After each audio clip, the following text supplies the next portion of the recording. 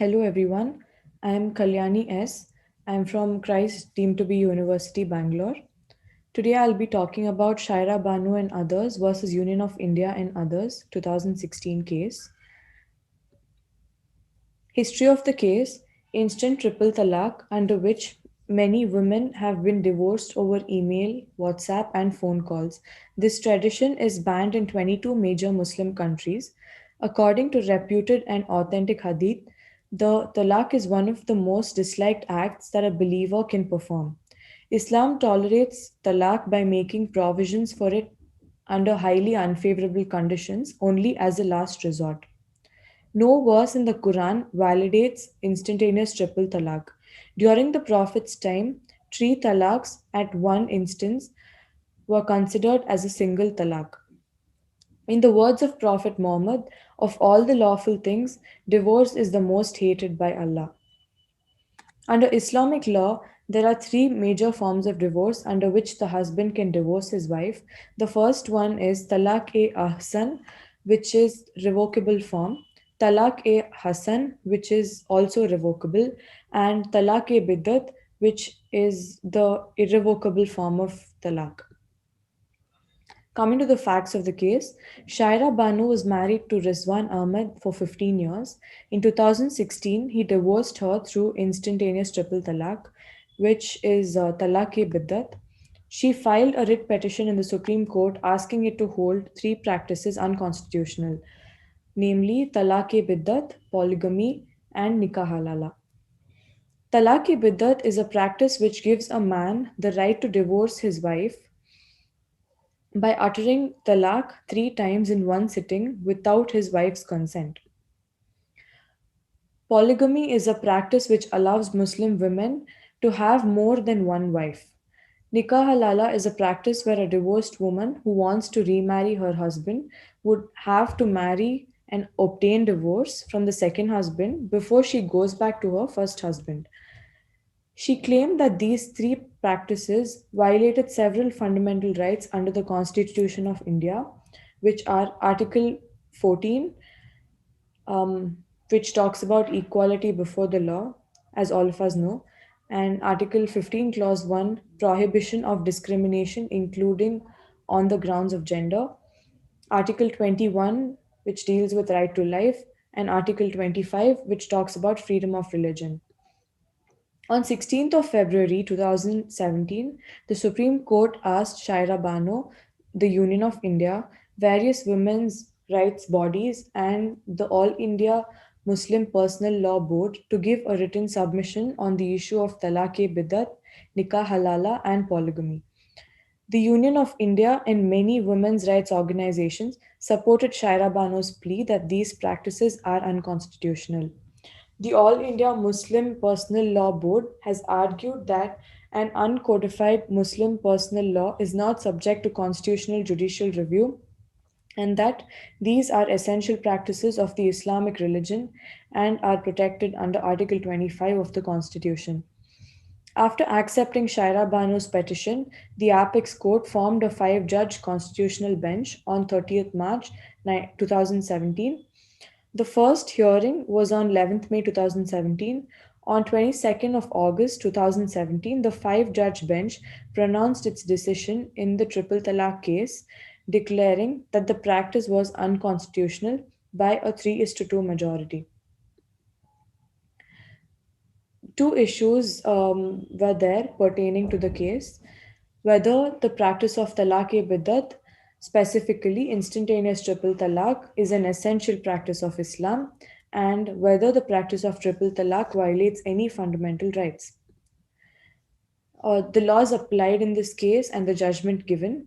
On 22nd August 2017, the five-judge bench of the Supreme Court pronounced a decision in the triple talaq case, declaring that the practice was unconstitutional by a 3:2 majority, as I mentioned earlier. Here are the judges that gave their majority opinion and their dissenting opinion.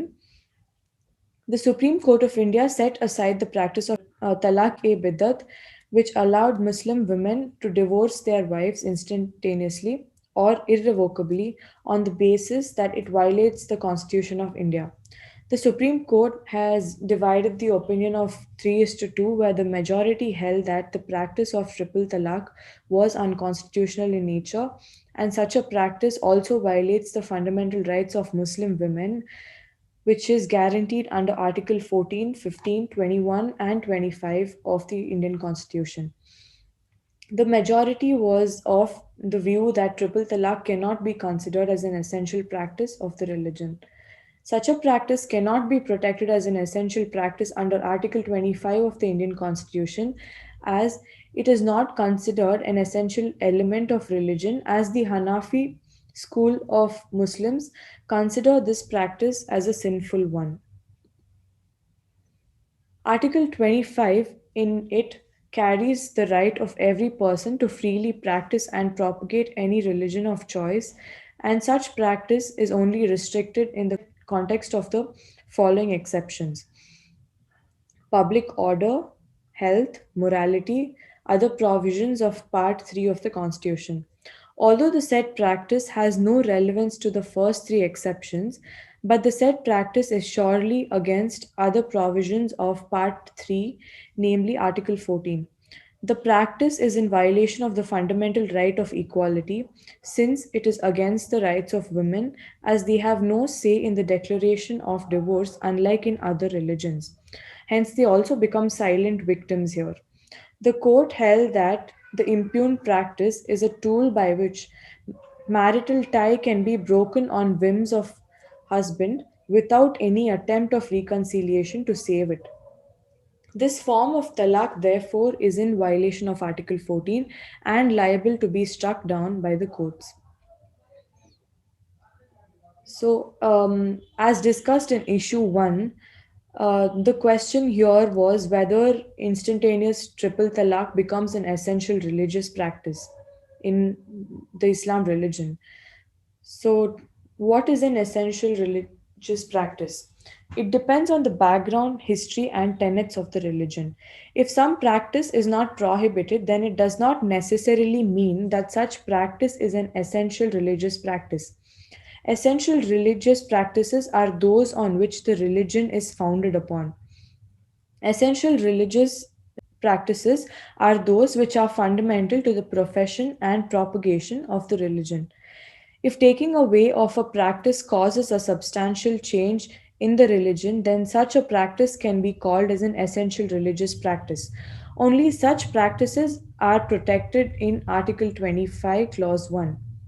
The usurpation of religious practices through state intervention will result in violation in rights mentioned in Article 25, Clause 1, and not with the usurpation of circumstantial and non-essential practices. The fact that majority of Islamic countries have done away with the said practice also reflects that the said practice is not one which will be called as an essential religious practice.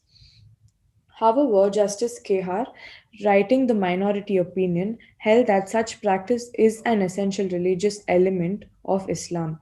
The minority bench of the court justified this stance on the ground that this practice is followed by a large population of people.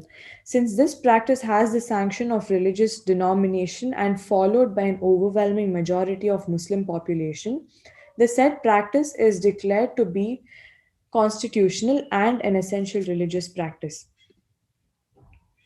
Justice Kehar was, as far as the exceptions mentioned in Article 25, Clause 1 of the Constitution, of the opinion that the impugned practice is not violative of any of these exceptions, since Shariat or Muslim personal law is not based on any state legislative action.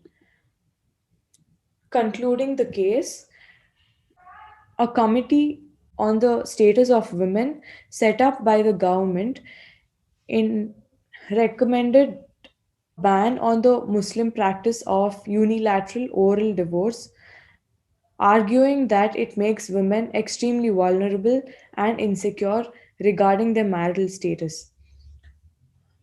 More good news: in a national survey of Muslim women published, an overwhelming majority wanted to stop to patriarchal legal practices such as triple talaq and polygamy.